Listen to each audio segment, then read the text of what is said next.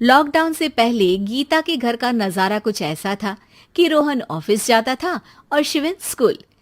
जिनके घर से जाने के बाद गीता काम खत्म करके बाकी समय आराम करती थी। लेकिन लॉकडाउन के बाद ऑफिस और स्कूल घर में ही खुल गए और इससे गीता का हाल वो तो आपको देखने में ही मजा आएगा। शिविन, ओ शिविन, महाराज उठने के लिए क्या 21 तोपों की सलामी लेंगे? अरे बिस्तर से बाहर निकल, ऑनलाइन क्लास स्टार्ट होने वाली है। अरे तुम भी हद करती हो, स्पीकर की तरह चिल्लाने की क्या जरूरत है? दिख नहीं रहा मेरी कॉन्फ्रेंस चल रही है। अब कैमरा और स्पीकर ऑन कर रहा हूं, मुझे कोई शोर नहीं चाहिए। इस पर जैसे ही रोहन लैपटॉप का कैमरा और स्पीकर ऑन करता है तभी कुकर की सीटी बजती है। करा लो अब इसे चुप। लॉकडाउन नहीं हुआ, मेरी मौत का फरमान जारी हो गया। दोनों बाप बेटे ने नाक में दम किया हुआ है। ऐसा बोलकर गीता वहां से शिविन के कमरे में पहुंच जाती है, जहां शिविन अभी भी सो रहा होता है। ओ आलसी, अब अगर 5 मिनट में नहीं उठाना तो आज तेरा गेम और यूट्यूब कैंसिल। माँ की बात सुनकर शिविन बिना 1 मिनट गंवाए उठ खड़ा होता है। उठ गया, अभी नहाकर भी आता हूँ। ये नाटक कहीं और, मुंह पर गीला कपड़ा मार और पढ़ने बैठ। शिविन की ऑनलाइन क्लास स्टार्ट हो जाती है, जिस पर गीता उसे वहां बिठाकर रसोई में चली जाती है। थोड़ी देर में उसे कमरे से कुछ आवाज सुनाई देती है, जिसे सुनकर वो कमरे में वापस आती है। हाय राम, तुझे क्लास अटेंड करने के लिए बोला था, कैमरा ऑफ करके बिस्तर पर नाचने के लिए नहीं बोला था। मम्मी मुझे कुछ समझ नहीं आ रहा, आप बाद में पढ़ा देना ना, वैसे भी अटेंडेंस तो लगी गई है। हाँ हाँ बेटा, जरूर बन जा। तू अभी से हम सबका बाप बन जा। अरे नहीं मतलब कहाँ से लाते हो इतना दिमाग, और पढ़ाई करते हुए ये चला कहाँ जाता है? नाइस क्वेश्चन, दिमाग से पूछकर बता दूंगा। शिविन की बातों से परेशान होकर गीता उसे मारने के लिए जैसे ही आगे बढ़ती है तभी वो कमरे से बाहर भाग जाता है। अब शिविन आगे आगे और गीता हाथ में चप्पल पकड़े उसके पीछे पीछे पूरे घर में दोनों घूम रहे होते हैं। इसी बीच वो रोहन के पास पहुंच जाता है और शिविन को मारने वाली चप्पल रोहन के लैपटॉप पर जाकर गिरती है। ओए माँ! मम्मी, अब पापा को चप्पल मार रही हो? वो आज तक के रिपोर्टर, चुपचाप जाकर क्लास अटेंड कर ले, नहीं तो अगली तेरे पीछे लगेगी।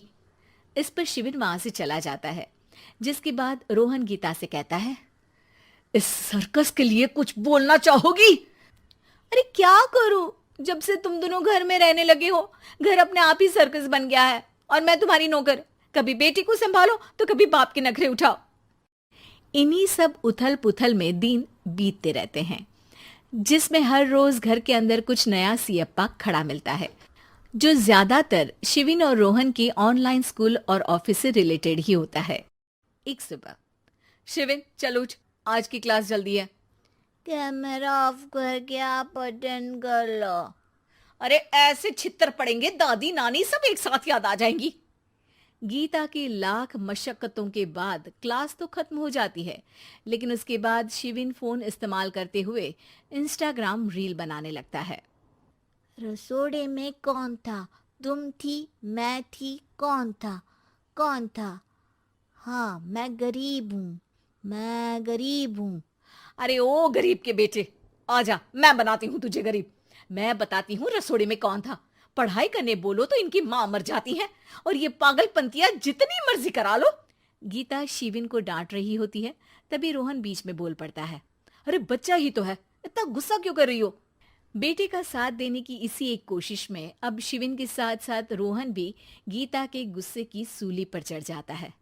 अगर बेटे पर इतना ही प्यार आ रहा है तो इसे क्लास अटेंड क्यों नहीं कराते, इसका होमवर्क क्यों नहीं कराते? उस समय तो बहुत जल्दी मीटिंग आ जाती है, वो काम मैं करूं और यहाँ इस बेफिजुली की चीज में तरफदारी करके बन जाओ महान। हे भगवान, कोई तो इनके ऑफिस और स्कूल खुलवाओ, मैं इन्हें और घर में नहीं सह सकती।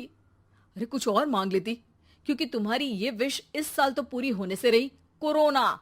हाय नास बेटे ने जिंदगी ही बर्बाद कर दी। खाए कोई पचाए कोई, कल मुझे चुन चुन कर सबको मेरी बद्दुआ लगेगी। उन्होंने दुनिया का और इन बाप बेटे दोनों ने मेरा जीना मुश्किल कर दिया। गीता वहां से चली जाती है, जिसके बाद रोहन शिविन से कहता है, अरे तुम्हारी मम्मी इतनी भड़की हुई क्यों है? आपकी वजह से पूरा समय घर में रहते हो और उस पर कोई काम कराने की जगह बस ऑर्डर देते रहते हो। अच्छा बेटे, सारा इल्जाम मुझ पर? पूरा दिन तो वो तुम पर ही चिल्लाती है। हाँ, मतलब दोनों का 50-50 है, कुछ करना पड़ेगा।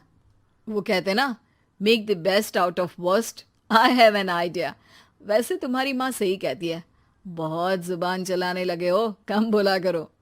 अगली सुबह रोहन और शिविन अपनी गलती को सुधारने के लिए गीता के उठने से पहले घर का आधा काम खत्म कर देते हैं, जिसे देखकर गीता खुश हो जाती है और फिर बाकी बचा काम वो तीनों मिलकर पूरा कर लेते हैं। जिसके बाद अब वो सब मिल बांट कर हर काम में एक दूसरे की मदद करते हुए लॉकडाउन का मजा लेने लगते हैं।